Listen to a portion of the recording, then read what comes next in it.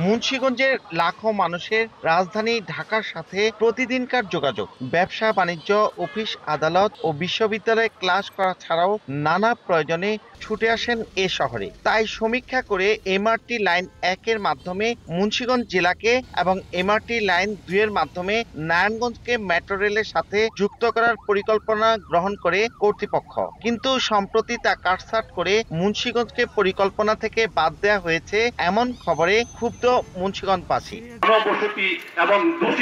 এই সিদ্ধান্তের প্রতিবাদে নানা কর্মসূচি পালন করে যাচ্ছে মুন্সিগঞ্জ মেট্রো রেল বাস্তবায়ন পরিষদ। শুক্রবার ছুটির দিন সকালে মেট্রো রেলের দাবিতে মুক্তারপুর থেকে মুন্সিগঞ্জ শহর পর্যন্ত মানববন্ধন করা হয়। পরে মুন্সিগঞ্জ প্রেস ক্লাব সম্মুখ সড়কে সংক্ষিপ্ত আলোচনা সভা করেন অংশগ্রহণকারীরা। কর্মসূচিতে সর্বস্তরের মানুষ অংশ নিয়ে তাদের দাবি তুলে ধরেন। এটি বাস্তবায়ন না হলে কঠোর আন্দোলনের ঘোষণাও দেওয়া হয়। প্রত্যেকটা প্রশাসন আমাদের আশ্বাস দেয়, আশ্বস্ত করে হবে উন্নয়ন, কিন্তু এই ৫৫ বছরে আমরা অন্য ডিস্ট্রিক্টের মতো কোনো উন্নয়ন পাই নাই। বিক্রমপুর এবং মুন্সিগঞ্জ ঐতিহ্য সেটাকে ধরে রাখার জন্য অবশ্যই মেট্রো রেল আমাদের প্রয়োজন। আমাদের পাশে দিয়ে পদ্মা সেতু চলে গেছে, কিন্তু মুন্সিগঞ্জের মানুষ এটা প্রফিট পাইতেছে না।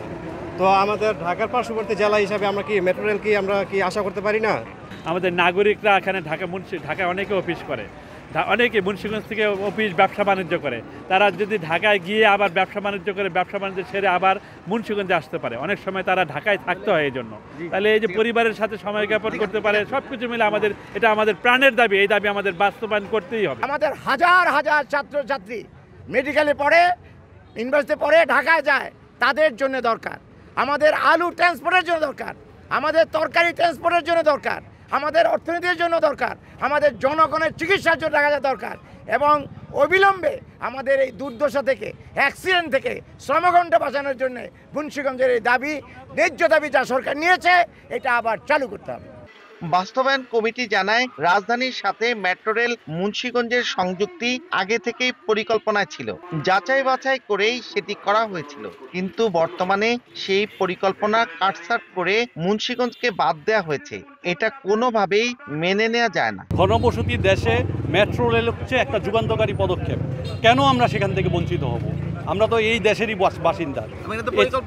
এটা পরিকল্পনায় ছিল এবং সেটাকে কাটছাঁট করা হয়েছে। বারবার আমাদের এই মুন্সিগঞ্জবাসীকে প্রতারিত করা হয়েছে। আমরা দাবি করছি আমাদের এখান থেকে যেসব ছাত্রছাত্রীরা ঢাকায় পড়াশোনা করে, প্রতিদিন হাজার হাজার কর্মচারী যারা চাকরিজীবী আছে, তারা মুন্সিগঞ্জ থেকে ঢাকায় যাতায়াত করে তারা চাকরি করছে। সুতরাং এই মেট্রো রেলটি চালু হলে তারা খুব সহজেই তারা যেমন ঢাকায় চাকরি করতে পারবে, একই সাথে ঢাকা শহরের উপর একটি যে ঘনবসতিপূর্ণ শহরে দাঁড়িয়েছে, সেখানে জনসংখ্যার চাপ কমবে, এই মুন্সিগঞ্জ একটি উপশহর হিসাবে গড়ে উঠবে। জানা যায়, ট্রেন পথে রাজধানীর কমলাপুর থেকে মুন্সিগঞ্জ শহরের দূরত্ব হবে ২২ কিলোমিটার, আর নারায়ণগঞ্জ থেকে মুন্সিগঞ্জের দূরত্ব মাত্র ৬ কিলোমিটার। নাসির উদ্দিন উজ্জ্বল, সময় সংবাদ, মুন্সিগঞ্জ।